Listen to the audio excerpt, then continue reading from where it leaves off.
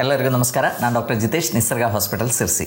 ಮಂಡಿ ನೋವು ಅಥವಾ ಮೊಣಕಾಲು ನೋವು ಅಥವಾ ಆಸ್ಟಿಯೋ ಆರ್ಥರೈಟಿಸ್ ಆಫ್ ನೀ ಒಂದು 40-50 ವರ್ಷದ ನಂತರ ಮಂಡಿ ನೋವು ಇಲ್ಲದೆ ಇರೋರಾಗಿ ಯಾರೂ ಇರಲ್ಲ. ತುಂಬ ಕಾಮನ್ ಆಗಿ ಕಂಡು ಬರುತ್ತೆ. ಅದು ಕೂಡ ಎಸ್ಪೆಷಲಿ ಲೇಡೀಸಲ್ಲಿ ಇದು ಜಾಸ್ತಿ ಕಂಡು ಬರುತ್ತೆ. After age of 40 or maybe 50 ಅವರ ಮೆನೋಪಾಸಲ್ ಆದಮೇಲೆ ಲೇಡೀಸಲ್ಲಿ ಕೂಡ ತುಂಬ ಕಾಮನ್ ಆಗಿ ಈ ಸೌಕಳಿ ಸಮಸ್ಯೆ ಕಂಡು ಬರುತ್ತೆ. ಸೊ ಮಂಡಿ ನೋವು ಬಂದರೆ ಓಕೆ, ನಮಗೆ ಸಿವಿಯರ್ ಪೇನ್ ಇರುತ್ತೆ, ನಮಗೆ ತಿರುಗಾಡ್ಲಿಕ್ಕಾಗಲ್ಲ, ಸ್ಟೆಪ್ಸ್ ಹತ್ಲಿಕ್ಕಾಗಲ್ಲ, ಇಳಿಯೋಕ್ಕಾಗಲ್ಲ, ತುಂಬ ರೆಸ್ಟ್ರಿಕ್ಷನ್ಸ್ ಬರುತ್ತೆ. ಬಟ್ ಆದರೂ ಕೂಡ ನಾವು ಪೇನ್ ಕಿಲ್ಲರ್ ತಗೊಳ್ಳಿಕ್ಕೆ ಅಷ್ಟೊಂದು ಇಷ್ಟಪಡಲ್ಲ. ಯಾಕೆಂದರೆ ಪೇನ್ ಕಿಲ್ಲರ್ಸ್ ರೆಗ್ಯುಲರ್ಲಿ ತಗೊಂಡ್ರೆ ಅದರದ್ದು ಏನು ಕಾಂಪ್ಲಿಕೇಶನ್ ಬರ್ಬೋದು ಅಂತ ನಮಗೆಲ್ಲರಿಗೂ ಗೊತ್ತು. ಸೊ ಹಾಗಾಗಿ ನಾನು ಈ ವಿಡಿಯೋದಲ್ಲಿ ಮಂಡಿ ನೋವು ಇದ್ದರೆ ಅಥವಾ ಅಲ್ಲಿರೋ ಕಾರ್ಟಿಲೇಜಲ್ಲಿ ವೇರ್ ಅಂಡ್ ಟೇರ್ ಇದ್ದರೆ ನಾವು ಏನೇನು ಸಪ್ಲಿಮೆಂಟ್ಸನ್ನು ತಗೋಬೋದು ಅಂತ ನಿಮ್ಮೊಟ್ಟಿಗೆ ಶೇರ್ ಮಾಡ್ತೇನೆ. So usually after an age of 40 ಅಥವಾ 50 ವರ್ಷದ ನಂತರ ಕಾಣುವಂಥ ಮೊಣಕಾಲು ನೋವೇನಿದೆ, ಇದರದ್ದು main reason is osteo arthritis. Osteo arthritis ಅಂದರೆ ನಮ್ಮ ರೆಗ್ಯುಲರ್ ಯೂಸೇಜಿಂದ ನಾವು ಓಡಬಹುದು, ನಡಿಬಹುದು, ತುಂಬ ಸ್ಟ್ರೈನಸ್ ವರ್ಕ್ ಎಲ್ಲ ಮಾಡುವಾಗ ಅಲ್ಲಿ ಇರುವಂಥ ಕಾರ್ಟಿಲೇಜು ಮತ್ತು ಆ ಜಾಯಿಂಟಲ್ಲಿ ಬರುವಂಥ ಇಂಜುರಿ ಅಥವಾ ವೇರ್ ಅಂಡ್ ಟೇರ್ ಅಂತ ಆಗುವಂಥ ಸಮಸ್ಯೆ. ಸೊ ಇದನ್ನು ನಾವು ಜನರಲಿ ಏನು ಹೇಳ್ತೀವಿ, ಸೌಕಳಿ ಅಂತ ಹೇಳ್ತೀವಿ. ಸೊ ಸೌಕಳಿಗೆ ಮೇನ್ ರೀಸನ್ ಏನು ಅಂದರೆ ಮೇ ಬಿ ಭಾಳಷ್ಟು ಕಾರಣಗಳಿದೆ. ಒಂದು, ಯಾರಿಗೆ ಬೊಜ್ಜು ಜಾಸ್ತಿ ಇದೆಯೋ, ತುಂಬ ಓವರ್ ವೆಯ್ಟ್ ಆಗಿರೋರಲ್ಲಿ ಇದು ಬರುವಂಥ ಸಾಧ್ಯತೆ ಜಾಸ್ತಿ ಇದೆ, ಅಥವಾ ತುಂಬ ಜಾಸ್ತಿ ಯೂಸೇಜ್ ಮಾಡೋರಲ್ಲಿ ಇದು ಬರುವಂಥ ಸಾಧ್ಯತೆ ಜಾಸ್ತಿ ಇದೆ, ಅಥವಾ ಏನು ವ್ಯಾಯಾಮ ಮಾಡದೇ ಇರೋರಲ್ಲಿ ಕೂಡ ಇದು ಬೇಗ ಬರುವಂಥ ಸಾಧ್ಯತೆ ಇದೆ. ಸೊ ಮಾಡ್ರೇಟ್ ಆಗಿ ಯಾರು ಎಕ್ಸಸೈಸ್ ಮಾಡ್ತಾರೋ ಅವರಲ್ಲಿ ಆಸ್ಟಿಯೋ ಆರ್ಥರೈಟಿಸ್ ತುಂಬ ಲೇಟ್ ಆಗಷ್ಟೇ ಬರುತ್ತೆ. ಮೇ ಬಿ ಕೆಲವರಿಗೆ ಡೆಫಿಷಿಯನ್ಸಿಯಿಂದ ನಮ್ಮ ಮೂಳೆಗಳಿಗೆ ಬೇಕಾಗಿರುವಂಥ ಪೌಷ್ಟಿಕಾಂಶಗಳಿರುವಂಥ ಆಹಾರಗಳು ಸರಿಯಾಗಿ ತಗೊಳ್ಳಿಲ್ಲ ಅಂದರೂ ಕೂಡ ಈ ಸೌಕಳಿ ಏನಿದೆ ಬೇಗ ಬರುವಂಥ ಸಾಧ್ಯತೆ ಇದೆ. ಇನ್ನು ಲೇಡೀಸಲ್ಲಿ ನಾನು ಹೇಳಿದಂಗೆ ಮೆನೋಪಾಸ್ ಆದಮೇಲೆ ಏನಾಗುತ್ತೆ, ಅವರದ್ದು ತುಂಬ ಕ್ಯಾಲ್ಸಿಯಂ ಡಿಪ್ಲೀಷನ್ ಇರುತ್ತೆ ಮೂಳೆಗಳಿಂದ. ಸೊ ಹಾಗಾಗಿ ಜಾಯಿಂಟ್ಸ್ ಎಲ್ಲ ವೀಕ್ ಆಗಿ ಬೇಗ ನಮಗೆ ಸೌಕಳಿ ಬರುವಂಥ ಸಾಧ್ಯತೆಗಳಿದೆ. ಅಥವಾ ಕೆಲವು ಮೆಡಿಕೇಶನ್ಸ್ ಇಂದ ಅಥವಾ ಕೆಲವು ಕಾಯಿಲೆಗಳು, ಬೇರೆ ಕಾಯಿಲೆಗಳಿಂದ, ಈಗ ನೀವು ನೋಡಿರ್ತೀರ ರುಮಟಾಯ್ಡ್ ಆರ್ಥರೈಟಿಸ್, ಅದ ಗೌಟು, ಈ ಥರ ಸಮಸ್ಯೆಗಳಿಂದ ಕೂಡ ನಮಗೆ ಬೇಗ ಆರ್ಥರೈಟಿಸ್ ಡೆವಲಪ್ ಆಗುವಂಥ ಸಾಧ್ಯತೆ ಇದೆ.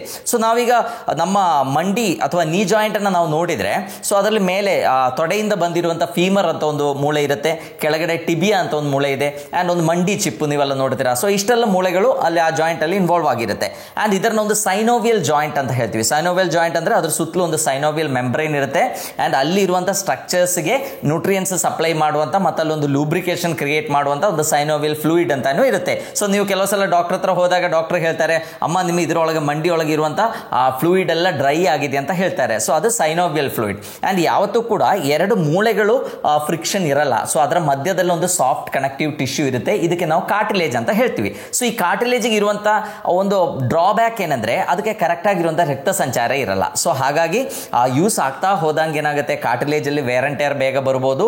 ಆ್ಯಂಡ್ ನಮಗೆ ಕಾರ್ಟಿಲೇಜ್ ವೇರ್ ಅಂಡ್ ಟೇರ್ ಬಂದರೆ ಅದಕ್ಕೆ ರಕ್ತ ಸಂಚಾರ ಇಲ್ಲದೇ ಇದ್ದಿದ್ದಕ್ಕೆ ಅದರದ್ದು ರಿಪೇರಿ ಆಗೋದು ಕೂಡ ತುಂಬ ಕಷ್ಟ ಆಗುತ್ತೆ. ಸೊ ಹಾಗಾಗಿ ಈ ಆಸ್ಟಿಯೋ ಆರ್ಥರೈಟಿಸ್ ಬಂದಮೇಲೆ ಏನಾಗುತ್ತೆ, ಕಂಪ್ಲೀಟ್ ಆಗಿ ನಮಗೆ ರೀಜನರೇಟ್ ಮಾಡ್ಲಿಕ್ಕೆ ಆಗಲ್ಲ. ಬಟ್ ನಾನೀಗ ಹೇಳಲಿಕ್ಕಿರುವಂಥ ಸಪ್ಲಿಮೆಂಟ್ಸ್ ನೀವು ತಗೊಂಡ್ರೆ ಆ ಕಾರ್ಟಿಲೇಜ್ ಫಾರ್ಮೇಷನ್ ಚೆನ್ನಾಗಾಗುತ್ತೆ, ಕಾರ್ಟಿಲೇಜ್ ಹೆಲ್ತ್ ಇಂಪ್ರೂವ್ ಆಗುತ್ತೆ, ಆ್ಯಂಡ್ ನಮ್ಮ ಫರ್ದರ್ ಡಿಟೋರಿಯೇಷನ್ನ ಪ್ರಿವೆಂಟ್ ಮಾಡಲಿಕ್ಕೂ ಕೂಡ ಆಗುತ್ತೆ. ಸೊ ಯೂಶಲಿ ಈ ಸೌಕಳಿ ಅಥವಾ ಆಸ್ಟಿಯೋ ಆರ್ಥರೈಟಿಸ್ ಏನಿದೆ, ಸೊ ಅದರಲ್ಲಿ ಸ್ಟೇಜಸ್ ಇರುತ್ತೆ. ಅಂದರೆ ಸ್ಟೇಜ್ 1, ಸ್ಟೇಜ್ 2, ಸ್ಟೇಜ್ 3, ಸ್ಟೇಜ್ 4 ಅಂತ ಇರುತ್ತೆ. ಸೊ ಅದು ಡಿಪೆಂಡ್ಸ್ ಆನ್ ಅದರದ್ದು ಸಿವಿಯರಿಟಿ, ಎಷ್ಟು ಸೌಕಳಿ ಆಗಿದೆ. ಒಂದು ಸಣ್ಣ ಇಂಜುರಿ ಇರ್ಬೋದು, ಸಣ್ಣಕ್ಕೆ ನಮ್ಮ ನೋವು ಅನಿಸ್ತಾ ಇರ್ಬೋದು, ಲೈಕ್ ಎಲ್ಲಾದರೂ ಜಂಪ್ ಮಾಡಿದಾಗ ಅಥವಾ ಏನಾದರೂ ಹೆವಿ ವರ್ಕ್ ಮಾಡಿದಾಗ ಅಥವಾ ತುಂಬ ಕೆಳಗೆ ಕೂತ್ಕೊಂಡು ಏಳುವಾಗ, ಸೊ ಅವಾಗೆಲ್ಲ ನೋವು ಬರುವಾಗ ಅದು ಇನಿಷಿಯಲ್ ಸ್ಟೇಜ್ ಇರುತ್ತೆ. ಬಟ್ ಟೈಮ್ ಹೋಗ್ತಾ ಹೋಗ್ತಾ ನಾವು ಅದು ಕರೆಕ್ಟಾಗಿ ಕೇರ್ ಕೊಡಲಿಲ್ಲ ಅಂದರೆ ಏನಾಗುತ್ತೆ, ನಮಗೆ ನಡೆಯುವಾಗ ಪೇನ್ ಸ್ಟಾರ್ಟ್ ಆಗುತ್ತೆ, ಮೊಣಕಾಲಲ್ಲಿ ಅಂದರೆ ಊತ ಬರಲಿಕ್ಕೆ ಸ್ಟಾರ್ಟ್ ಆಗುತ್ತೆ, ಮತ್ತು ನಿಧಾನಕ್ಕೆ ಡಿಫಾರ್ಮಿಟಿ ಸ್ಟಾರ್ಟ್ ಆಗುತ್ತೆ. ನೀವು ವಯಸ್ಸಾದವರ ಕಾಲು ನೋಡಿದ್ರೆ ನಿಮ್ಗೆ ಗೊತ್ತಾಗುತ್ತೆ, ಒಂದು ಬೋ ಇದ್ದಂಗೆ ಇರುತ್ತೆ. ಸೊ ಆ ಡಿಫಾರ್ಮಿಟೀಸ್ ಬರುವಂಥ ಸಾಧ್ಯತೆ ಕೂಡ ಜಾಸ್ತಿ ಇದೆ. ಸೊ ಯೂಶಲಿ ಈ ಪೇನ್ ಸ್ಟಾರ್ಟ್ ಆಗುವಾಗ ಆಲ್ಮೋಸ್ಟ್ ಎಲ್ಲರಿಗೂ ಕೂಡ ಈ ನಮ್ಮ ಕಾಲಿನ ಒಳಭಾಗದಲ್ಲಿ ಪೇನ್ ಸ್ಟಾರ್ಟ್ ಆಗುತ್ತೆ. ಈ ಮಂಡಿ ಮೊಣಕಾಲು ಏನಿದೆ ಅದರ ಒಳಭಾಗದಲ್ಲಿ, ಅಂದರೆ ಅಲ್ಲಿ ಬೋನ್ಸ್ ಆರ್ ವೆರಿ ಕ್ಲೋಸ್, ಅಲ್ಲೇ ಸೌಕಳಿ ಬೇಗ ಸ್ಟಾರ್ಟ್ ಆಗುತ್ತೆ. ಸೊ ನಾವೇನು ಮಾಡ್ತೀವಿ, ಅದನ್ನು ಇಗ್ನೋರ್ ಮಾಡ್ತೀವಿ. ಓಕೆ, ನೋಡೋಣ ಅಂತ ಹೇಳಿ ಇಗ್ನೋರ್ ಮಾಡಿ ನಮ್ಮ ಆಕ್ಟಿವಿಟೀಸ್ನ ಮುಂದುವರಿಸ್ತಾ ಇರ್ತೀವಿ. ಸೊ ಬಟ್ ಅದು ಲೇಟೆಸ್ಟ್ ಸ್ಟೇಜಸ್ಸಲ್ಲಿ ಏನಾಗುತ್ತೆ, ಅಲ್ಲಿರುವ ವೇರ್ ಅಂಡ್ ಟೇರ್ ಜಾಸ್ತಿ ಆಗಿ ಅಲ್ಲಿರುವಂಥ ಕಾರ್ಟಿಲೇಜ್ ಕಂಪ್ಲೀಟ್ಲಿ ಹಾಳಾಗಿ ಆ ಮೂಳೆಗಳು ತಿಕ್ಕಲಿಕ್ಕೆ ಸ್ಟಾರ್ಟ್ ಆಗುತ್ತೆ. ಸೊ ಆವಾಗ ನಮಗೆ ಸಿವಿಯರ್ ಪೇನ್ ಅನುಭವ ಆಗ್ಬೋದು. ಸೊ ನಾವು ಇನಿಷಿಯಲಿನೇ ನಾವು ಏನು ಮಾಡಬೇಕು, ಓಕೆ ನಮಗೆ ಮಂಡಿ ನೋವು ಸ್ಟಾರ್ಟ್ ಆಗಿದೆ, ರೆಗ್ಯುಲರ್ಲಿ ಈ ಥರ ನೋವು ಇರೋದಿಲ್ಲ ಆಗಿತ್ತು, ನಾವು ಕೆಳಗಡೆ ಕೂತ್ಕೊಂಡು ಏಳುವಾಗ ನಮಗೆ ನಿಧಾನಕ್ಕೆ ಮಂಡಿಯಲ್ಲಿ ಒಂಥರ ಸ್ಟಿಫ್ನೆಸ್ ಡೆವಲಪ್ ಆಗ್ತಾ ಇದೆ ಅಂದರೆ ನಾವು ಅರ್ಥ ಮಾಡಬೇಕು. ಈಗ ನಮ್ಮ ವಯಸ್ಸು ಕೂಡ 40 ದಾಟಿದ್ರೆ ನಾವು ಅರ್ಥ ಮಾಡಬೇಕು, ಮೇ ಬಿ ನನಗೆ ಅಲ್ಲಿ ಇರುವ ಸ್ಟ್ರಕ್ಚರ್ಸ್ ವೀಕ್ ಆಗ್ತಾ ಇದೆ, ಅಲ್ಲಿ ಇರುವಂಥ ಕಾರ್ಟಿಲೇಜ್ಗೆ ಇಂಜುರಿ ಆಗಿರ್ಬೋದು ಅಂತ.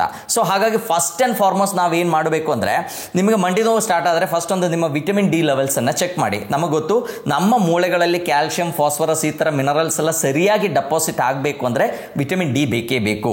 ಸೊ ಹಾಗಾಗಿ ನಾವೇನು ಮಾಡಬೇಕು, ಒಂದ್ಸಲ ವಿಟಮಿನ್ ಡಿಯನ್ನು ಚೆಕ್ ಮಾಡಿ ನೋಡಿ. ನಾನೀಗ ಚೆಕ್ ಮಾಡುವಾಗ ಆಲ್ಮೋಸ್ಟ್ 95% ಪೇಷಂಟ್ಸಲ್ಲಿ ಕೂಡ ಈ ವಿಟಮಿನ್ ಡಿ ಏನಿದೆ ಅದು ತುಂಬ ಕಡಿಮೆ ಇರುತ್ತೆ. ಮೇ ಬಿ ಅರೌಂಡ್ 20s ಇರ್ಬೋದು, ಕೆಲವರಿಗೆ 10ಕ್ಕಿಂತನೂ ಕೆಳಗೆ ಇರುತ್ತೆ. ಸೊ ಈ ವಿಟಮಿನ್ ಡಿ ಕಡಿಮೆ ಇದ್ದಾಗ ನಮಗೆ ಆರ್ಥರೈಟಿಸ್ ಆಗಿಲ್ಲ ಅಂದರೂ ಕೂಡ ಏನಾಗುತ್ತೆ, ಆ ಮೂಳೆಗಳಲ್ಲಿ ಪೇನ್ ಡೆವಲಪ್ ಆಗುವಂಥ ಸಾಧ್ಯತೆ ತುಂಬ ಜಾಸ್ತಿ ಇದೆ. ಸೊ ವಿಟಮಿನ್ ಡಿಯನ್ನು ಚೆಕ್ ಮಾಡಿ, ವಿಟಮಿನ್ ಡಿ ಕಡಿಮೆ ಇದೆ, ಇನ್ಸಫಿಷಿಯೆಂಟ್ ಆಗಿದ್ರೆ ನೀವೇನು ಮಾಡಿ, ಮೇ ಬಿ ಒಂದು ಡಾಕ್ಟರ್ಗೆ ತೋರಿಸಿ 60,000 ಇಂಟರ್ನ್ಯಾಷನಲ್ ಯೂನಿಟ್ ವಿಟಮಿನ್ ಡಿ ಅವರೊಂದು ಶಾರ್ಟ್ ಡ್ಯೂರೇಷನ್, ಮೇ ಬಿ ಒಂದು 2 ಮಂತ್ಸ್ಗೆ ತಗೊಳ್ಳಿಕ್ಕೆ ಹೇಳ್ತಾರೆ, ಅದು ವಾರಕ್ಕೆ ಒಂದಷ್ಟೇ ಹೇಳ್ತಾರೆ. ಸೊ ಬಟ್ ಅದು ಡಾಕ್ಟರ್ ಪ್ರಿಸ್ಕ್ರಿಪ್ಷನ್ ಇಂದಾನೇ ನೀವು ತಗೋಬೇಕು. ಸೊ ಅದನ್ನು ತಗೊಂಡಾಗ ಏನಾಗುತ್ತೆ, ನಮ್ಮ ವಿಟಮಿನ್ ಡಿ ಲೆವೆಲ್ಸ್ ಏನಿದೆ ಅರೌಂಡ್ 50 ಅಬೋ, ಯಾವಾಗಲೂ ಒಂದು 50 ರೇಂಜಲ್ಲಿ ನಾವು ಅದನ್ನು ಮೇಂಟೈನ್ ಮಾಡಲೇಬೇಕು. ಅವಾಗ ನಾನು ನಿಮಗೆ ಎಷ್ಟೋ ವೀಡಿಯೋಸಲ್ಲಿ ನಾನು ಹೇಳಿದ್ದೇನೆ, ವಿಟಮಿನ್ ಡಿ ಅಂದರೆ ಮೂಳೆಗಳು ಗಟ್ಟಿಯಾಗಲಿಕ್ಕೆ ಅಷ್ಟೇ ಇರುವಂಥ ಒಂದು ವಿಟಮಿನ್ ಅಲ್ಲ, ನಮ್ಮ ಇಮ್ಯುನಿಟಿ ಸರಿಯಾಗಲಿಕ್ಕೆ, ನಮ್ಮ ಬಾಡಿಯಲ್ಲಿ ಎಷ್ಟೋ ವೈಟಲ್ ಫಂಕ್ಷನ್ಸ್ ಸರಿಯಾಗಿ ಆಗಬೇಕು ಅಂದರೆ ಈ ವೈಟಮಿನ್ ಡಿ ಚೆನ್ನಾಗಿರಬೇಕು. ಸೊ ವಿಟಮಿನ್ ಡಿಯನ್ನು ಫಸ್ಟ್ ಚೆಕ್ ಮಾಡಿ, ಅದು ಕಡಿಮೆ ಇದ್ದರೆ ಅದಕ್ಕೆ ಬೇಕಾಗಿರುವಂಥ ವೈಟಮಿನ್ ಸಪ್ಲಿಮೆಂಟ್ಸ್ ಅನ್ನು ತಗೊಳ್ಳಿ. ವಿಟಮಿನ್ ಡಿ ಸಪ್ಲಿಮೆಂಟ್ ತಗೊಳ್ಳುವಾಗ ಅದರ ಒಟ್ಟಿಗೆ ಒಂದು ಕ್ಯಾಲ್ಸಿಯಂ ಸಪ್ಲಿಮೆಂಟ್ ಕೂಡ ತಗೊಳ್ಳೋದು ತುಂಬ ಒಳ್ಳೆಯದು. ಬಿಕಾಸ್ ನಿಮಗೆಲ್ಲ ಗೊತ್ತು, ಮೂಳೆಗಳು ಆರೋಗ್ಯ ಚೆನ್ನಾಗಿರಬೇಕು ಅಂದರೆ ನಮ್ಮ ಆಹಾರದಲ್ಲಿ ಸರಿಯಾಗಿ ಕ್ಯಾಲ್ಸಿಯಂ ಇರಬೇಕು. ಸೊ ಕ್ಯಾಲ್ಸಿಯಂ ಕೂಡ ಇದರ ಒಟ್ಟಿಗೆ ನೀವು ತಗೊಂಡಾಗ ಏನಾಗುತ್ತೆ, ಅದರದ್ದು ಅಬ್ಸಾರ್ಪ್ಷನ್ ಸರಿಯಾಗುತ್ತೆ. ಸೊ ಹಾಗಾಗಿ ಮೂಳೆಗಳು ಗಟ್ಟಿ ಆಗಲಿಕ್ಕೆ, ಅಲ್ಲಿ ಆಗಿರುವಂಥ ಸಣ್ಣ ವೇರ್ ಆ್ಯಂಡ್ ಟೈರ್ ಏನಿದೆ ಅದು ರಿಪೇರ್ ಆಗಲಿಕ್ಕೂ ಕೂಡ ತುಂಬ ಹೆಲ್ಪ್ ಆಗುತ್ತೆ. ಆ್ಯಂಡ್ ನಾವೀಗ ಕ್ಯಾಲ್ಸಿಯಂ ಎಲ್ಲ ತಗೊಂಡ್ರೂ ಕೂಡ ನಮ್ಮ physical activity is very important. ನಾವೆಲ್ಲ ತಗೊಂಡು ಕ್ಯಾಲ್ಸಿಯಂ ಸಪ್ಲಿಮೆಂಟ್ಸು ಎಲ್ಲ ಸಪ್ಲಿಮೆಂಟ್ಸು ತಗೊಂಡು ಏನು ಆಕ್ಟಿವಿಟಿ ಮಾಡ್ತಾ ಇಲ್ಲ ಅಂದರೆ ಏನಾಗುತ್ತೆ, ಅದು ಸರಿಯಾಗಿ ಅಬ್ಸಾರ್ಬ್ ಆಗಬೇಕು ಅಂತಾನೂ ಇಲ್ಲ. ಸೊ ನಾವು ರೆಗ್ಯುಲರ್ಲಿ ಎಕ್ಸಸೈಸ್ ಮಾಡಬೇಕು. ಕೆಲವರಿಗೊಂದು ವಿಚಾರ ಇದೆ, ಅಂದರೆ ಮಂಡಿ ನೋವು ಸ್ಟಾರ್ಟ್ ಆಗಿದೆ, ನಾ ಇನ್ನು ನಡಿಲೇಬಾರ್ದು, ಅದು ತಪ್ಪು. ಈಗ ನಾವು ಆಕ್ಟಿವಿಟಿ ಏನು ಮಾಡದೇ ಇದ್ದಾಗ, ಪೇಯ್ನು ಇದೆ, ಏನು ಆಕ್ಟಿವಿಟಿ ಮಾಡದೆ ನಾವು ಕೂತ್ಕೊಂಡ್ರೆ ಏನಾಗುತ್ತೆ, ಅಲ್ಲಿ ಮೂವ್ಮೆಂಟ್ ರೆಸ್ಟ್ರಿಕ್ಷನ್ಸ್ ಬರುತ್ತೆ. ನಿಮಗೆ ಸರಿಯಾಗಿ ಮತ್ತು ರೇಂಜ್ ಆಫ್ ಮೂವ್ಮೆಂಟ್ ಅಂತ ಹೇಳ್ತೀವಿ, ಎಷ್ಟು ನಮಗೆ ಎಕ್ಸ್ಟೆಂಡ್ ಮಾಡ್ಲಿಕ್ಕಾಗುತ್ತೆ, ಎಷ್ಟು ಫ್ಲೆಕ್ಷನ್ ಮಾಡ್ಲಿಕ್ಕಾಗಬೇಕು ಅಷ್ಟೆಲ್ಲ ಮಾಡ್ಲಿಕ್ಕಾಗಲ್ಲ. ನಮ್ಮ ಮೂವ್ಮೆಂಟ್ ರೆಸ್ಟ್ರಿಕ್ಷನ್ ಆದಾಗ ಇನ್ನೂ ಅಲ್ಲಿ ವೇರ್ ಆ್ಯಂಡ್ ಟೈರ್ ಜಾಸ್ತಿ ಆಗುತ್ತೆ. ಮತ್ತು ಮೂಳೆಗಳಲ್ಲಿ ಕ್ಯಾಲ್ಸಿಯಂ ಅಬ್ಸಾರ್ಪ್ಷನ್ ಸರಿಯಾಗಿ ಆಗಬೇಕು ಅಂದರೆ ನಮಗೆ ಫಿಸಿಕಲ್ ಆಕ್ಟಿವಿಟಿ ಆಗಲೇಬೇಕು. ಅವಾಗ ಮಾತ್ರ ಮೂಳೆಗಳಿಗೆ ಬೇಕಾದಷ್ಟು ಕ್ಯಾಲ್ಸಿಯಂ ಅದು ಅಬ್ಸಾರ್ಬ್ ಮಾಡುತ್ತೆ. ಸೊ ನೀವು ನಾರ್ಮಲಿ ಅಂದರೆ ಅನ್ಇವನ್ ಆಗಿರುವಂಥ ಸರ್ಫೇಸಲ್ಲಿ ನಡಿಬಾರ್ದು, ಗುಡ್ಡ ಹತ್ತಲಿಕ್ಕೆ ಹೋಗೋದು ಅಥವಾ ಮೆಟ್ಲು ಹತ್ತಿ ಇಳಿಯೋದು ಇದೆಲ್ಲ ಮಾಡಬಾರ್ದು. ಬಟ್ ಪ್ಲೇನ್ ಸರ್ಫೇಸಲ್ಲಿ ಒಂದು ಶಾರ್ಟ್ ಡ್ಯೂರೇಷನ್ ನೀವು ವಾಕಿಂಗ್ ಮಾಡೋದು ಕೂಡ ಮೊಣಕಾಲದ ಹೆಲ್ತ್ ಇಂಪ್ರೂವ್ ಮಾಡಲಿಕ್ಕೆ ತುಂಬ ಹೆಲ್ಪ್ ಆಗುತ್ತೆ. ಬಟ್ ಅದರ ಒಟ್ಟಿಗೆ ಎಕ್ಸಸೈಸ್ ಇದ್ರೆ ಮಾತ್ರ ಅದರ ಸುತ್ತಮುತ್ತಲು ಇರುವಂಥ ಸ್ಟ್ರಕ್ಚರ್ಸ್ ಗಟ್ಟಿ ಆಗುತ್ತೆ. ಅಲ್ಲಿರೋದು ಮಸಲ್ಸ್ ಇರ್ಬೋದು, ಲಿಗಮೆಂಟ್ಸ್ ಇರ್ಬೋದು, ಟೆಂಡನ್ಸ್ ಇರ್ಬೋದು, ಅದೆಲ್ಲ ಸ್ಟ್ರಾಂಗ್ ಆಗಿರಬೇಕು ಅಂದರೆ ನಮಗೆ ವ್ಯಾಯಾಮ ಬೇಕೇ ಬೇಕು. ವ್ಯಾಯಾಮ ಇಲ್ಲ ಅಂದರೆ ಏನಾಗುತ್ತೆ, ಅಲ್ಲಿರೋ ಮಸಲ್ಸ್ ವೀಕ್ ಆಗುತ್ತೆ. ಮಸಲ್ಸ್ ವೀಕ್ ಆದಾಗ ಆ ಜಾಯಿಂಟ್ ಮೇಲೆ ಹೆಚ್ಚಿಗೆ ಒತ್ತಡ ಬೀಳುತ್ತೆ. ಸೊ ಹಾಗಾಗಿ ನಮಗೆ ಸೌಕಳಿ ಇನ್ನೂ ಬೇಗ ಅಡ್ವಾನ್ಸ್ ಆಗುತ್ತೆ. ನೀವೇ ಅಬ್ಸರ್ವ್ ಮಾಡಿ ನೋಡಿ, ನಾವು ಮಂಡಿ ಏನಿದೆ ಅದು ನಮ್ಮ ಕಂಪ್ಲೀಟ್ ಬಾಡಿ ವೇಟನ್ನು ಬೇರ್ ಮಾಡುವಂಥ ಒಂದು ಜಾಯಿಂಟ್. ಮತ್ತು ಅದು ಸೊಂಟ ನಾವು ಕಂಪೇರ್ ಮಾಡಿದ್ರೆ ಅಷ್ಟೊಂದು ವೈಡ್ ಇಲ್ಲ, ನ್ಯಾರೋ ಆಗಿದೆ. ಸೊ ಅಲ್ಲಿ ಇಂಪ್ಯಾಕ್ಟ್ ಕೂಡ ಜಾಸ್ತಿ ಇರುತ್ತೆ, ಅಲ್ಲಿ ಸೌಕಳಿ ಬರುವಂಥ ಸಾಧ್ಯತೆ ಕೂಡ ಜಾಸ್ತಿ ಆಗುತ್ತೆ. ಸೊ ಅದರ ಸುತ್ತಮುತ್ತಲಿರುವ ಸ್ಟ್ರಕ್ಚರ್ಸ್ ಆಗಿರುವಂಥ ನಮ್ಮ ಕ್ವಾಡ್ರಿಸೆಪ್ಸ್ ಇರ್ಬೋದು, ಹ್ಯಾಮ್ಸ್ಟ್ರಿಂಗ್ಸ್ ಇರ್ಬೋದು, ಅಲ್ಲಿರುವಂಥ ಲಿಗಮೆಂಟ್ಸ್ ಇರ್ಬೋದು, ಅದರದೆಲ್ಲ ಸ್ಟ್ರೆಂತ್ ಇಂಪ್ರೂವ್ ಆದರೆ ನಮಗೆ ಈ ಮಂಡಿ ನೋವೇನಿದೆ ಅದನ್ನು ತಡೆಗಟ್ಟಲಿಕ್ಕಾಗುತ್ತೆ. ಆ್ಯಂಡ್ ವೈಟಮಿನ್ ಡಿ ನಾ ಹೇಳ್ದಂಗೆ ಸಪ್ಲಿಮೆಂಟ್ಸ್ ಕಡಿಮೆ ಇದೆ ಅಂತ ಆದರೆ ನಾವು ಅದನ್ನು ತಗೊಳ್ಳೇಬೇಕಾಗತ್ತೆ. ಎರಡನೇ item is very common, turmeric ಅಥವಾ ಅರಿಶಿಣ.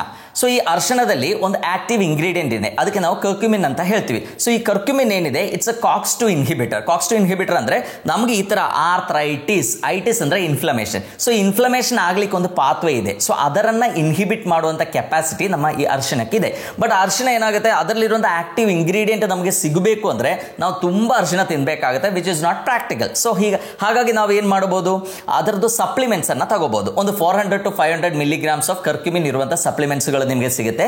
ಆ ಸಪ್ಲಿಮೆಂಟ್ಸ್ ಅನ್ನ ರೆಗ್ಯುಲರ್ಲಿ ನೀವು ಸೇವಿಸಬಹುದು. ಯಾವುದೋ ಸೈಡ್ ಎಫೆಕ್ಟ್ಸ್ ಇರಲ್ಲ, ನಮ್ಮ ಆರೋಗ್ಯ ಇನ್ನೂ ಇಂಪ್ರೂವ್ ಆಗುತ್ತೆ. ನಮ್ಮ ಬಾಡಿಯಲ್ಲಿ ಆಗುವಂಥ ಎಷ್ಟೋ ಇನ್ಫ್ಲಮೇಷನ್ಸ್ ಅನ್ನ ಪ್ರಿವೆಂಟ್ ಮಾಡಲಿಕ್ಕೆ, ಎಷ್ಟೋ ಡಯಾಬಿಟಿಕ್ ಪೇಷಂಟ್ಸ್ಗೆ ಎಸ್ಪೆಷಲಿ ಈ ಕರ್ಕ್ಯುಮಿನ್ ಅನ್ನು ಕೊಡ್ತೀವಿ. ಈವನ್ ಕ್ಯಾನ್ಸರ್ ಪ್ರಿವೆನ್ಷನ್ಗೂ ಕೂಡ curcumin can be one of the best. So but ಕರ್ಕ್ಯುಮಿನ್ಗೆ ಒಂದು ಸ್ಪೆಷಾಲಿಟಿ ಏನಂದ್ರೆ, ಅದು ಸರಿಯಾಗಿ ಅಬ್ಸಾರ್ಬ್ ಆಗಬೇಕು ಅಂದರೆ ಅದರಲ್ಲಿ ಪಿಪರೈನ್ ಬೇಕು. ಪಿಪರೈನ್ ಅಂದರೆ ಕಾಳು ಮೆಣಸಿನ ಎಕ್ಸ್ಟ್ರಾಕ್ಟ್. ಸೊ ಈಗ ಅದಕ್ಕೆ ನೀವು ನೋಡಿ, ನಮ್ಮ ಆನ್ಸೆಸ್ಟರ್ಸ್ ಎಲ್ಲ ಈ ಟರ್ಮರಿಕ್ ಇಂದ ಏನಾದರೂ ಕಷಾಯ ಎಲ್ಲ ಮಾಡುವಾಗ ಅದಕ್ಕೆ ಒಂದು ಬೋಳ್ ಕಾಳು ಅಂದರೆ ಒಂದು ಕಾಳು ಮೆಣಸು ಇದೆಯಲ್ಲ, ಪೆಪ್ಪರ್ ಏನಿದೆ ಅದು ಹಾಕ್ತಿದ್ವಿ. ಬಿಕಾಸ್ ಆ ಪೆಪ್ಪರ್ಲಿರುವಂಥ ಪಿಪರೈನ್ ಇದ್ರೆ ಮಾತ್ರ ಈ ಕರ್ಕ್ಯುಮಿನ್ ಏನಿದೆ ಅದು ಸರಿಯಾಗಿ ಅಬ್ಸಾರ್ಬ್ ಆಗುತ್ತೆ. ಸೊ ಈ ಕರ್ಕ್ಯುಮಿನ್ ನೀವು ರೆಗ್ಯುಲರ್ಲಿ ತಗೊಂಡ್ರೆ ಏನಾಗುತ್ತೆ, ನಮ್ಮ ಮೊಣಕಾಲಲ್ಲಿ ಆಗುವಂಥ ಇನ್ಫ್ಲಮೇಷನ್ ಏನಿದೆ, ಆ ಕಾರ್ಟಿಲೇಜಲ್ಲಿ ಆಗುವಂಥ ಇನ್ಫ್ಲಮೇಷನ್ ಏನಿದೆ ಅದನ್ನ ತಡೆಗಟ್ಟಿ ಈ ಆರ್ಥರೈಟಿಸ್ ಅಡ್ವಾನ್ಸ್ ಆಗೋದನ್ನ ಪ್ರಿವೆಂಟ್ ಮಾಡಲಿಕ್ಕೆ ಹೆಲ್ಪ್ ಆಗುತ್ತೆ. ಸೊ ಓಕೆ, ನಿಮಗೆ ಸಪ್ಲಿಮೆಂಟ್ಸ್ ಬೇಡ ಅಂದರೆ ರೆಗ್ಯುಲರ್ಲಿ ನಿಮ್ಮ ಇದೇನಿದೆ ಟರ್ಮರಿಕ್ ಏನಿದೆ ಅದು ಜಾಸ್ತಿ ನೀವು ಉಪಯೋಗಿಸಿ ಅದರೊಟ್ಟಿಗೆ ಕಾಳು ಮೆಣಸನ್ನು ಕೂಡ ಕನ್ಸ್ಯೂಮ್ ಮಾಡುವಂಥ ಒಂದು ಹ್ಯಾಬಿಟನ್ನು ನೀವು ಡೆವಲಪ್ ಮಾಡಬಹುದು. ಆ್ಯಂಡ್ ನಮ್ಗೆ ಗೊತ್ತು, ಈ ಅರಿಶಿಣ ಅರಿಶಿಣ ಏನಿದೆ ಅದು ಬರೀ ಜಾಯಿಂಟ್ ಹೆಲ್ತ್ಗೆ ಅಷ್ಟೇ ಅಲ್ಲ,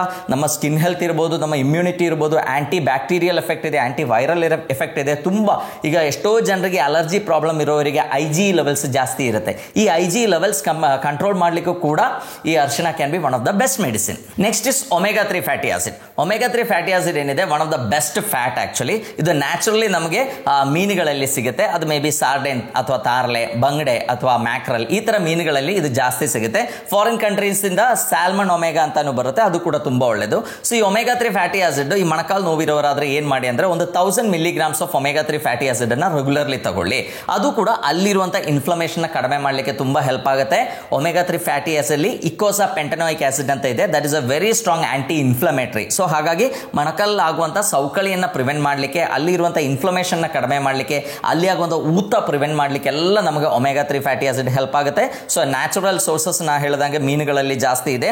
ನಮ್ಮ ಪ್ಲಾಂಟ್ ಫ್ಲಾಕ್ಸ್ ಸೀಡ್ಸ್ ಅಲ್ಲಿ ಇರಬಹುದು ಅಥವಾ ಕೆಲವು ಸೊಪ್ಪುಗಳಲ್ಲೆಲ್ಲ ಒಮೆಗಾ 3 ಫ್ಯಾಟಿ ಆಸಿಡ್ ಇದೆ, but it will not be that strong enough. ಅಂದ್ರೆ ಈ ಮೀನಿಂದ ಸಿಗುವಂತ ಒಮೆಗಾ 3 ಫ್ಯಾಟಿ ಆಸಿಡ್ ಏನಿದೆ ಅದರದ ಕನ್ವರ್ಷನ್ ತುಂಬಾ ಜಾಸ್ತಿ ಇದೆ, ಅದರಲ್ಲಿ ತುಂಬಾ EPS ಸಿಗುತ್ತೆ. ಬಟ್ ಪ್ಲಾಂಟ್ ಸೋರ್ಸ್ ಇಂದ ಸಿಗುವಂತ ಒಮೆಗಾ 3 ಅಲ್ಲಿ ಅಷ್ಟೇ ಒಂದು ಆಂಟಿ ಇನ್ಫ್ಲಮೇಟರಿ ಕೆಪಾಸಿಟಿ ಇರಬೇಕು ಅಂತಿಲ್ಲ, but something is always better than nothing. So ಯಾರು ಫಿಶ್ ತಿನ್ನಲ್ವೋ, ಯಾರಿಗೆ ನಾನ್ ವೆಜಿಟೇರಿಯನ್ ಫುಡ್ ಆಗಲ್ವೋ ಅವ್ರೇನ್ ಮಾಡಬಹುದು, ಫ್ಲಾಕ್ಸ್ ಸೀಡ್ಸ್ ಅನ್ನ ರೆಗ್ಯುಲರ್ಲಿ ಕನ್ಸ್ಯೂಮ್ ಮಾಡಬಹುದು. ಅಥವಾ ಫ್ಲಾಕ್ಸ್ ಸೀಡ್ ಅಂತ ನ್ಯಾಚುರಲಿ ತೆಗೆದಿರೋದು ಒಮೆಗಾ 3 ಕ್ಯಾಪ್ಸ್ಯೂಲ್ಸ್ ಸಿಗುತ್ತೆ. ಆ ಕ್ಯಾಪ್ಸ್ಯೂಲ್ ಅನ್ನ ಕೂಡ ನೀವು ಡೈಲಿ ಉಪಯೋಗಿಸಿದ್ರೆ ಈ ಇನ್ಫ್ಲಮೇಷನ್ ಕಡಿಮೆ ಮಾಡ್ಲಿಕ್ಕೆ ಆಗುತ್ತೆ. ಎಷ್ಟೋ ಜನರಲ್ಲಿ ಮಂಡಿ ನೋವು ಇರುವಾಗ ಸ್ಟಾರ್ಟಿಂಗ್ ಸ್ಟೇಜ್ ಅಲ್ಲಿ ನಾವು ಈ ಒಮೆಗಾ 3 ಫ್ಯಾಟಿ ಆಸಿಡ್ ಅಷ್ಟೇ ಕೊಟ್ಟರು ಕೂಡ ಅವರಿಗೆ ಮಂಡಿ ನೋವು ಚೆನ್ನಾಗಿ ರಿಲೀಫ್ ಸಿಗುತ್ತೆ. ಸೊ ಅದರದ್ದು ಮೇನ್ ರೀಸನ್ ಏನು, ಅಲ್ಲಿ ಇರುವಂತ ಇನ್ಫ್ಲಮೇಷನ್ ಕಡಿಮೆ ಆಗುತ್ತೆ, ಒಳ್ಳೆ ಫ್ಯಾಟ್ ಸಪ್ಲೈ ಆಗುತ್ತೆ, ಅಲ್ಲಿ ಇರುವಂತಹ ಸೈನೋವಿಲ್ ಫ್ಲೂಯಿಡ್ ಇರ್ಬೋದು, ಕಾರ್ಟಿಲೇಜ್ ಇರ್ಬೋದು, ಅದರದೆಲ್ಲ ಆರೋಗ್ಯ ಇಂಪ್ರೂವ್ ಮಾಡ್ಲಿಕ್ಕೂ ಕೂಡ ಅದು ತುಂಬಾ ಹೆಲ್ಪ್ ಆಗುತ್ತೆ.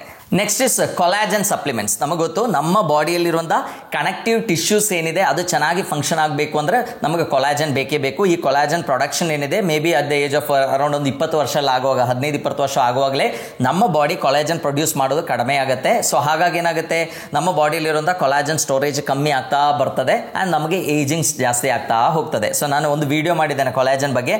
ನಮಗೆ ವಯಸ್ಸು ಜಾಸ್ತಿ ಆಗ್ಲಿಕ್ಕೆ ಇರುವಂತಹ one of the main reason, ವಯಸ್ಸಾಗುವಾಗ ನಮ್ಮ ಬಾಡಿಯಲ್ಲಿ ಆಗುವಂತಹ ಚೇಂಜಸ್ಗೆ one of the main reason ಏನು ಅಂದ್ರೆ ನಮ್ಮ ಬಾಡಿಯಲ್ಲಿ ಇರುವಂತಹ ಕೊಲಾಜನ್ ಕೊರತೆ. ಸೊ ನಮ್ಮ ಈ ಜಾಯಿಂಟ್ಸ್ ಅಲ್ಲಿ ಮೇನ್ಲಿ ಇರುವಂತಹ ಕೊಲಾಜನ್ ಏನಿದೆ ಅದಕ್ಕೆ ನಾವು ಟೈಪ್ 2 ಕೊಲಾಜನ್ ಅಂತ ಹೇಳ್ತೀವಿ. ಮೆರೈನ್ ಕೊಲಾಜನ್, ಹೈಡ್ರೋಲೈಸ್ಡ್ ಮೆರೈನ್ ಕೊಲಾಜನ್ ಬೇಕಾದ್ರೆ ನೀವು ಮಂಡಿ ನೋವು ಇರೋರು ತಗೊಂಡ್ರೆ ತುಂಬಾ ಒಳ್ಳೆಯದು. ಎಷ್ಟೋ ಡಾಕ್ಟರ್ಸ್ ಕೂಡ ಇದನ್ನ ಪ್ರಿಸ್ಕ್ರೈಬ್ ಮಾಡ್ತಾರೆ. ಸೊ ಯೂಶಲಿ ಕೊಲಾಜನ್ ಏನಿದೆ proline, glycine and hydroxy proline ಅಂತ 3 ಅಮಿನೋ ಆಸಿಡ್ಸ್ ಇಂದ ಮಾಡಿರೋದು. ಅಂಡ್ ಅದರ ಒಟ್ಟಿಗೆ ಬಹಳಷ್ಟು ಲೈಕ್ ಮಿನರಲ್ಸ್ ಕೂಡ ಬೇಕು. ಇದರಲ್ಲಿ ವೈಟಮಿನ್ ಸಿ ಬೇಕು, ಜಿಂಕ್ ಬೇಕು, ಕಾಪರ್ ಬೇಕು, ಮ್ಯಾಂಗನೀಸ್ ಬೇಕು. ಇದೆಲ್ಲ ಇದ್ರೆ ಮಾತ್ರ ಈ ಕೊಲಾಜನ್ ಸಿಂಥಸಿಸ್ ಚೆನ್ನಾಗುತ್ತೆ. ಸೊ ಡೈರೆಕ್ಟ್ಲಿ ನಿಮಗೆ ಕೊಲಾಜನ್ ಬೇಡ ಅಂತ ಆದ್ರೆ ನೀವೇನ್ ಮಾಡಬಹುದು, ಸೊಪ್ಪುಗಳು ಜಾಸ್ತಿ ತಗೊಳ್ಳಿ, ಅಥವಾ ನಟ್ಸ್ ಜಾಸ್ತಿ ತಗೊಳ್ಳಿ, ಸೀಡ್ಸ್ ಜಾಸ್ತಿ ತಗೊಳ್ಳಿ, ಸೋಯಾ ಜಾಸ್ತಿ ತಗೊಳ್ಳಿ. ಸೊ ಈ ತರ ಐಟಮ್ಸ್ ತಗೊಂಡಾಗ ಈ ಕೊಲಾಜನ್ ಸಿಂಥಸಿಸ್ಗೆ ಬೇಕಾಗಿರುವಂತಹ ಇಂಗ್ರೀಡಿಯೆಂಟ್ಸ್ ಇದರಲ್ಲಿ ಜಾಸ್ತಿ ಇದೆ. ಸೊ ನಾನೀಗ ಹೇಳಿರುವಂತಹ 3 ಅಮಿನೋ ಆಸಿಡ್ಸ್ ಇರಬಹುದು, ನಾನೀಗ ಹೇಳಿರುವಂತಹ ಮಿನರಲ್ಸ್ ಇರಬಹುದು, ಇದೆಲ್ಲ ಜಾಸ್ತಿ ಇದರಲ್ಲಿ ಇರೋದ್ರಿಂದ ನಮ್ಮ ಕೊಲಾಜನ್ ಸಿಂಥಸಿಸ್ ಇಂಪ್ರೂವ್ ಆಗುತ್ತೆ ಮತ್ತೆ ಮಂಡಿ ನೋವು ಕೂಡ ಕಡಿಮೆ ಆಗಲಿಕ್ಕೆ ಹೆಲ್ಪ್ ಆಗುತ್ತೆ. ಸೊ ಮತ್ತೊಂದೇನಂದ್ರೆ ನಾವು ಈ ಎಕ್ಸಸೈಸ್ಗೆ ತುಂಬಾ ಇಂಪಾರ್ಟೆನ್ಸ್ ಕೊಡಬೇಕು. ಈ ಡೇ ಟು ಡೇ ಪೇನ್ ಏನಿದೆ, ಕೆಲವು ಸಲ ನಾವು ಬರೀ ಸಪ್ಲಿಮೆಂಟ್ಸ್ ತಗೊಂಡಾಗ ಒಮ್ಮೆಲೆ ನಮ್ಮ ಇದು ಕಡಿಮೆ ಆಗಬೇಕು ಅಂತಿಲ್ಲ, ಬಟ್ ರೆಗ್ಯುಲರ್ಲಿ ನೀವು ಎಕ್ಸಸೈಸ್ ಮಾಡಿ ನೋಡಿ, ಒಂದು ವಾರದಲ್ಲಿ ನಿಮಗೆ ವಿಸಿಬಲ್ ಚೇಂಜಸ್ ಕಂಡು ಬರುತ್ತೆ. ಸೊ ಹಾಗಾಗಿ ಈ ಸಪ್ಲಿಮೆಂಟ್ಸ್ಗಳು ತಗೊಳ್ಳೋದು, ಅದರೊಟ್ಟಿಗೆ ವ್ಯಾಯಾಮ ಕೂಡ ಮಾಡಿದರೆ ನಿಮ್ಮ ಮಂಡಿ ನೋವೇನಿದೆ ಅದು ಕಡಿಮೆ ಮಾಡ್ಲಿಕ್ಕಾಗುತ್ತೆ. ಫರ್ದರ್ ಡಿಟೋರಿಯೇಷನ್ ಅನ್ನ ನಮಗೆ ಮೇನ್ಲಿ ಪ್ರಿವೆಂಟ್ ಮಾಡ್ಲಿಕ್ಕಾಗುತ್ತೆ. ಇನ್ನು one of the most important ಆಗಿರುವಂತಹ ಹರ್ಬ್ ಯಾವುದು ಅಂದ್ರೆ ಅಶ್ವಗಂಧ. ನಿಮ್ಗೆಲ್ಲ ಗೊತ್ತು, ಯೂಶಲಿ ಅಶ್ವಗಂಧ ಈ ಸೆಕ್ಷುವಲ್ ವೀಕ್ನೆಸ್ಗೆಲ್ಲ ಜಾಸ್ತಿ ತಗೊಳ್ತಾರೆ, ಬಟ್ ಬೋನ್ ಹೆಲ್ತ್ ಇಂಪ್ರೂವ್ ಆಗಲಿಕ್ಕೆ, ಜಾಯಿಂಟ್ ಹೆಲ್ತ್ ಇಂಪ್ರೂವ್ ಆಗಲಿಕ್ಕೆ ashwagandha is one of the best. So ಇದರಲ್ಲಿ ವಿಟಾಫಿರಿನ್ ಎ ಅಂತ ಒಂದು ಆಕ್ಟಿವ್ ಕಂಪೋನೆಂಟ್ ಇದೆ. ಸೊ ಅದೇನ್ ಮಾಡುತ್ತೆ, ನಮ್ಮ ಇನ್ಫ್ಲಮೇಷನ್ ಕಡಿಮೆ ಮಾಡುತ್ತೆ. ಅದರೊಟ್ಟಿಗೆ ನಾನು ಹೇಳ್ದಂಗೆ ಈ ಮೊಣಕಾಲು ಏನಿದೆ, ಮೊಣಕಾಲದ ಸುತ್ತಲೂ ಇರುವಂತಹ ಸ್ಟ್ರಕ್ಚರ್ಸ್ ಏನಿದೆ, ಲಿಗಮೆಂಟ್ಸ್ ಇರ್ಬೋದು, ಟೆಂಡನ್ಸ್ ಇರ್ಬೋದು, ಮಸಲ್ಸ್ ಇರ್ಬೋದು, ಅದರ ಸ್ಟ್ರೆಂತ್ ಇಂಪ್ರೂವ್ ಮಾಡ್ಲಿಕ್ಕೂ ಕೂಡ ಇದು ತುಂಬಾ ಹೆಲ್ಪ್ ಮಾಡುತ್ತೆ. ಸೊ ಹಾಗಾಗಿ ನಮಗೆ ಪ್ರಾಬ್ಲಮ್ ಇದ್ದವರಾದ್ರೆ ನಾವು ಒಂದು 300 ಮಿಲಿಗ್ರಾಮ್ಸ್ ಅಶ್ವಗಂಧ ಟ್ಯಾಬ್ಲೆಟ್ಸ್ 2 ದಿವಸ ಡೈಲಿ 2 ಸಲ ತಗೊಳ್ಳೋದು ಕೂಡ ಈ ಮಂಡಿ ನೋವು ಕಡಿಮೆ ಮಾಡಲಿಕ್ಕೆ ತುಂಬಾ ಹೆಲ್ಪ್ಫುಲ್ ಆಗುತ್ತೆ. ಇನ್ನೊಂದು ಹ್ಯಾಲ್ಯೂರೋನಿಕ್ ಆಸಿಡ್. ಎಷ್ಟೋ ಸಲ ನಾವು ಡಾಕ್ಟರ್ಸ್ ಹತ್ರ ಹೋದಾಗ ಕೆಲವರು ಹ್ಯಾಲ್ಯೂರೋನಿಕ್ ಆಸಿಡ್ ಇಂಜೆಕ್ಷನ್ ಕೂಡ ಕೊಡ್ತಾರೆ. ಸೊ ಈ ಹ್ಯಾಲ್ಯೂರೋನಿಕ್ ಆಸಿಡ್ ಕೂಡ ಅಲ್ಲಿ ಇರುವಂತಹ ನಮ್ಮ ಸೈನೋವಿಲ್ ಫ್ಲೂಯಿಡ್ ಏನಿದೆ ಅದು ಇಂಪ್ರೂವ್ ಮಾಡಲಿಕ್ಕೆ, ಅದರದ್ದು ಕ್ವಾಲಿಟಿ ಇಂಪ್ರೂವ್ ಮಾಡಲಿಕ್ಕೆ ತುಂಬಾ ಹೆಲ್ಪ್ಫುಲ್ ಆಗುತ್ತೆ. ಸೊ ಹ್ಯಾಲ್ಯೂರೋನಿಕ್ ಆಸಿಡ್ ಸಪ್ಲಿಮೆಂಟ್ಸ್ ಕೂಡ ನಿಮಗೆ ಮಾರ್ಕೆಟ್ ಅಲ್ಲಿ ತುಂಬಾ ಸಿಗುತ್ತೆ, ಅದು ನೀವು ತಗೋಬಹುದು. ಈ ಹ್ಯಾಲ್ಯೂರೋನಿಕ್ ಆಸಿಡ್ ಇರಬಹುದು, ಕೊಲಾಜನ್ ಇರಬಹುದು, ಇದೆಲ್ಲ ನಿಮಗೆ ಸಫಿಷಿಯಂಟ್ ಆಗಿ ಸಿಗಬೇಕು ಅಂದ್ರೆ ನಾನ್ ವೆಜಿಟೇರಿಯನ್ಸ್ಗೆ ತುಂಬಾ ಈಸಿ. ಅವರು ಈ ಮಟನ್ ಬೋನ್ ಸೂಪ್ ಮಾಡ್ತಾರೆ ನೋಡಿ, ಅದರಲ್ಲಿ ತುಂಬಾ ಚೆನ್ನಾಗಿರುತ್ತೆ. ಇದೆಲ್ಲ ನಮಗೆ ಬೇಕಾಗಿರುವ ಎಷ್ಟೋ ಐಟಮ್ಸ್ ಇದರಲ್ಲಿ ತುಂಬಾ ಚೆನ್ನಾಗಿರುತ್ತೆ. ಈವನ್ ಕಾಂಟ್ರಾಯ್ಟಿನ್ ಸಲ್ಫೇಟ್ ಇರಬಹುದು, ಈಗ ನಾನೀಗ ಹೇಳಿರುವಂತಹ ಹ್ಯಾಲ್ಯುರೋನಿಕ್ ಆಸಿಡ್ ಇರ್ಬೋದು ಅಥವಾ ಕೊಲಾಜನ್ ಇರ್ಬೋದು, ನಮ್ಮ ಮೂಳೆಗಳು ಗಟ್ಟಿಯಾಗಲಿಕ್ಕೆ ಬೇಕಾಗಿರೋಂಥ ಎಷ್ಟೋ ಐಟಮ್ಸ್ ಅದರಲ್ಲಿ ಸಿಗುತ್ತೆ. ಬಟ್ ವೆಜಿಟೇರಿಯನ್ಸ್ಗೆ ಈಗ ಬೋನ್ ಬ್ರೋತ್ ಎಲ್ಲ ತಗೊಳ್ಳಿಕ್ಕಾಗಲ್ಲ. ಸೊ ಹಾಗಾಗಿ they may have to depend on supplements ತಗೊಳ್ಳೇಬೇಕಾಗ್ಬೋದು. ಇನ್ನು ಮೋಸ್ಟ್ ಕಾಮನ್ ಆಗಿ ಯೂಶಲಿ ಡಾಕ್ಟರ್ಸ್ ಪ್ರಿಸ್ಕ್ರೈಬ್ ಮಾಡುವಂತ ಒಂದು ಐಟಮ್ ಯಾವುದು ಅಂದ್ರೆ ಗ್ಲೂಕೋಸಮಿನ್ ಮತ್ತು ಕಾಂಡ್ರಾಯ್ಟಿನ್ ಸಲ್ಫೇಟ್. ಸೊ ಇದು ಕೂಡ ಅಲ್ಲಿರುವಂತಹ ಕಾರ್ಟಿಲೇಜ್ ಹೆಲ್ತ್ ಇಂಪ್ರೂವ್ ಮಾಡಲಿಕ್ಕೆ ತುಂಬಾ ಹೆಲ್ಪ್ ಆಗುತ್ತೆ. ಸೊ ಇದು ನ್ಯಾಚುರಲಿ ನಮಗೆ ಸಿಗೋದು ತುಂಬಾ ಕಷ್ಟ. So most of the time ನಾವೇನ್ ಮಾಡಬೇಕಾಗುತ್ತೆ, ಸಪ್ಲಿಮೆಂಟ್ಸ್ಗೆ ಹೋಗಬೇಕಾಗುತ್ತೆ. ಸೊ ಅದು ರೆಗ್ಯುಲರ್ಲಿ ತಗೊಂಡ್ರೆ ಟು ಎ ಗುಡ್ ಎಕ್ಸ್ಟೆಂಟ್ ನಮಗೆ ಈ ಮೊಣಕಾಲಲ್ಲಿ ಇರುವಂತಹ ಲೈಕ್ ಡಿಜನರೇಷನ್ ಏನಿದೆ ಅದನ್ನ ತಡೆಗಟ್ಟಲಿಕ್ಕೆ ಆಗುತ್ತೆ. ಸೊ ನಾನೀಗ ಎಷ್ಟೋ ಐಟಮ್ಸ್ ಹೇಳಿದ್ದೇನೆ, ಇದೊಂದೇ ಅಲ್ಲ, ಇದರೊಟ್ಟಿಗೆ ಇನ್ನೂ ಇದೆ. ಮೆಗ್ನೀಷಿಯಂ ನಿಮಗೆಲ್ಲ ಗೊತ್ತು, ನಮ್ಮ ಬೋನ್ ಡೆನ್ಸಿಟಿ ಇಂಪ್ರೂವ್ ಆಗಬೇಕು ಅಂದ್ರೆ magnesium also place A very major role. ನಮ್ಮ ವೈಟಮಿನ್ ಡಿ ಫಿಕ್ಸೇಷನ್ ಆಗಬೇಕು ಅಂತ ಕೂಡ ಮೆಗ್ನೀಷಿಯಂ ಬೇಕು. ಸೊ ಇದೆಲ್ಲ ನಮಗೆ ನ್ಯಾಚುರಲಿ ನಮ್ಮ ಸೊಪ್ಪುಗಳಲ್ಲಿ ತುಂಬಾ ಜಾಸ್ತಿ ಸಿಗುತ್ತೆ, ನಟ್ಸ್ಗಳಲ್ಲಿ ಜಾಸ್ತಿ ಸಿಗುತ್ತೆ, ಸೀಡ್ಸ್ ಅಲ್ಲಿ ಜಾಸ್ತಿ ಸಿಗುತ್ತೆ, ಮೀಟ್ ಅಲ್ಲಿ ಜಾಸ್ತಿ ಸಿಗುತ್ತೆ. And protein is very important. ನಿಮಗೆ ಗೊತ್ತು, ಪ್ರೋಟೀನ್ ಚೆನ್ನಾಗಿದ್ರೆ ಮಾತ್ರ ನಮ್ಮ ಮಸಲ್ಸ್ ಸ್ಟ್ರಾಂಗ್ ಆಗುತ್ತೆ, ಮಸಲ್ಸ್ ಸ್ಟ್ರಾಂಗ್ ಆದ್ರೆ ಮಾತ್ರ ನಮ್ಮ ಜಾಯಿಂಟ್ ಸ್ಟೆಬಿಲಿಟಿ ಸಿಗುತ್ತೆ. ಸೊ ಈ ತರ ಐಟಮ್ಸ್ ಅನ್ನ ನೀವು ರೆಗ್ಯುಲರ್ಲಿ ಫಾಲೋ ಮಾಡಿದ್ರೆ, ಲೈಕ್ ಈ ಇನಿಷಿಯಲಿ ನಮಗೆ ಪೇನ್ ಸ್ಟಾರ್ಟ್ ಆಯಿತು, ಸೊ ಅವಾಗ ನಾವು ಒಳ್ಳೆ ಪ್ರೋಟೀನ್ ಇರುವಂಥ ಆಹಾರ ತಗೊಳ್ಳೋದು, ಒಳ್ಳೆ ಒಮೆಗಾ 3 ಇರುವಂಥ ಆಹಾರ ತಗೊಳ್ಳೋದು, ಒಳ್ಳೆ ಲೈಕ್ ಕೊಲಾಜನ್ ಸಿಗುವಂಥ ಆಹಾರಗಳನ್ನು ತಗೊಳ್ಳೋದು, ಆ ವೈಟಮಿನ್ ಡಿ ಲೆವೆಲ್ಸ್ ಅನ್ನ ಚೆಕ್ ಮಾಡಿ ನೋಡಿ, ಅದು ಕಡಿಮೆ ಇದ್ರೆ ಅದು ತಗೊಳ್ಳೋದು, ಕ್ಯಾಲ್ಸಿಯಂ ಇರುವಂಥ ಐಟಮ್ಸ್ ಅನ್ನ ಜಾಸ್ತಿ ತಗೊಳ್ಳೋದು. ಸೊ ಈ ತರ ಐಟಮ್ಸ್ ಅನ್ನ, ಅಶ್ವಗಂಧ ಇರ್ಬೋದು, ಅರಿಶಿಣ ಇರ್ಬೋದು, ಸೊ ಇದೆಲ್ಲ ಜಾಸ್ತಿ ತಗೊಂಡಾಗ ಏನಾಗುತ್ತೆ, ನಮ್ಮ ಈ ಕಾಯಿಲೆ ಇನ್ನೂ ಜಾಸ್ತಿ ಆಗಲ್ಲ, ಅದು ಅಲ್ಲೇ ನಮಗೆ ಕಡಿಮೆ ಮಾಡ್ಲಿಕ್ಕಾಗುತ್ತೆ, ಆ ವೇರ್ ಅಂಡ್ ಟೇರ್ ಅನ್ನ ಪ್ರಿವೆಂಟ್ ಮಾಡ್ಲಿಕ್ಕಾಗುತ್ತೆ. ಸೊ ಇನಿಷಿಯಲ್ ಸ್ಟೇಜ್ ಆದರೆ ನಮ್ಮ ಈ ಕಾರ್ಟಿಲೇಜ್ ಏನಿದೆ ಸ್ವಲ್ಪ ಮಟ್ಟಿಗೆ ನಮಗೆ ರಿಪೇರ್ ಮಾಡಿ ಆ ಪೇನ್ ಇಂದ ಕಂಪ್ಲೀಟ್ಲಿ ಹೊರಗೆ ಬರಲಿಕ್ಕೆ ಸಾಧ್ಯ. ಸೊ ಪೇನ್ ಒಂದ್ಸಲ ಕಡಿಮೆ ಆದ್ರೆ ನಾವೇನ್ ಮಾಡಬೇಕು, ರೆಗ್ಯುಲರ್ಲಿ ಎಕ್ಸರ್ಸೈಸ್ ಮಾಡಬೇಕು, ನಮ್ಮ ಬಾಡಿ ವೇಟ್ ಅನ್ನು ನಾವು ಕಂಟ್ರೋಲ್ ಮಾಡಬೇಕು. ಸೊ ಅವಾಗ ಈ ಆಸ್ಟಿಯೋ ಆರ್ಥರೈಟಿಸ್ ಅಥವಾ ಮೊಣಕಾಲಲ್ಲಿ ಬರುವಂತ ಈ ಪೇನ್ ಏನಿದೆ ನಮಗೆ ಕಂಪ್ಲೀಟ್ಲಿ ಕಡಿಮೆ ಮಾಡ್ಲಿಕ್ಕಾಗುತ್ತೆ. ಸೊ ಯಾರು ಕೂಡ ಒಂದು ಪೇನ್ ಬಂದ್ರೆ ಇಮ್ಮಿಡಿಯೇಟ್ಲಿ ಒಂದು ಪ್ಯಾರಾಸಿಟಮೋಲ್ ಅಥವಾ ಯಾವುದೇ ಪೇನ್ ಕಿಲ್ಲರ್ಸ್ ಇದೆ ಅದು ತಗೊಳ್ಳಿಕ್ಕೆ ಹೋಗಬೇಡಿ. ಯಾಕಂದ್ರೆ ಪೇನ್ ಕಿಲ್ಲರ್ಸ್ ತಗೊಂಡಾಗ ಏನಾಗುತ್ತೆ, ಫಾರ್ ದ ಟೈಮ್ ಬೀಂಗ್ ನಿಮಗೆ ಪೇನ್ ಕಡಿಮೆ ಆಗ್ಬೋದು, but after some time again ಅದು ಜಾಸ್ತಿ ಆಗುತ್ತೆ. Because pain is our friend. Pain ಇದ್ರೆ ಮಾತ್ರ ನಮಗೆ ಗೊತ್ತಾಗುತ್ತೆ ಅಲ್ಲಿ ಒಳಗೆ ಏನೋ ಒಂದು ಸಮಸ್ಯೆ ಇದೆ. ಸೊ ಪೇನ್ ಕಿಲ್ಲರ್ಸ್ ತಗೊಂಡು ಪೇನ್ ಕಡಿಮೆ ಆದ್ರೆ ನಾವೇನ್ ಮಾಡ್ತೀವಿ, ಎಲ್ಲ ಆಕ್ಟಿವಿಟೀಸ್ ಮಾಡ್ಲಿಕ್ಕೆ ಸ್ಟಾರ್ಟ್ ಮಾಡ್ತೀವಿ. ಸೊ ಅವಾಗ ಅಲ್ಲಿರುವಂತ ವೇರ್ ಅಂಡ್ ಟೇರ್ ಏನಿದೆ ಅದು ಇನ್ನೂ ಜಾಸ್ತಿ ಆಗಿ ನಮಗೆ ಸಮಸ್ಯೆ ಕಾಂಪ್ಲಿಕೇಟೆಡ್ ಆಗುವಂತ ಸಾಧ್ಯತೆ ಇದೆ. ಸೊ ಇದಷ್ಟೇ ಐಟಮ್ ಅಲ್ಲ, ಇನ್ನು ಬೋಸ್ವಿಲಿಯಾ ಸೆರಾಟಾ ಅಂತ ಇದೆ, it is A gum actually. So ಅದೆಲ್ಲ ತಗೊಂಡಾಗ ನ್ಯಾಚುರಲಿ ನಮಗೆ ಇನ್ಫ್ಲಮೇಷನ್ ಕಡಿಮೆ ಮಾಡ್ಲಿಕ್ಕೂ, ಆ ಪೇನ್ ಅನ್ನ ಕಡಿಮೆ ಮಾಡ್ಲಿಕ್ಕೂ ಆಗುತ್ತೆ. ಸೊ ಈ ಸಪ್ಲಿಮೆಂಟ್ಸ್ ಅನ್ನ ನೀವು ಬೇಕಾದ್ರೆ ಒಂದು ಫಿಸಿಷಿಯನ್ಗೆ ಕಾಂಟ್ಯಾಕ್ಟ್ ಮಾಡಿ ತಗೊಳ್ಳೋದು ತುಂಬಾ ಒಳ್ಳೆಯದು. ಬಿಕಾಸ್ ಏನ್ ಕೊರತೆ ನಿಮ್ಗೆ ಇದೆ ಅಂತ ಚೆಕ್ ಮಾಡಿ ನೋಡಿಕೊಂಡು ಅದಕ್ಕೆ ಅನುಗುಣವಾಗಿರುವಂತಹ ಪ್ರಿಸ್ಕ್ರಿಪ್ಷನ್ ಅವರು ಕೊಡ್ತಾರೆ. ಸೊ ಎಲ್ಲರೂ ಇದನ್ನ ಫಾಲೋ ಮಾಡಿ ಅಂತ ಹೇಳ್ತಾ ಎಲ್ಲರಿಗೂ ಧನ್ಯವಾದ.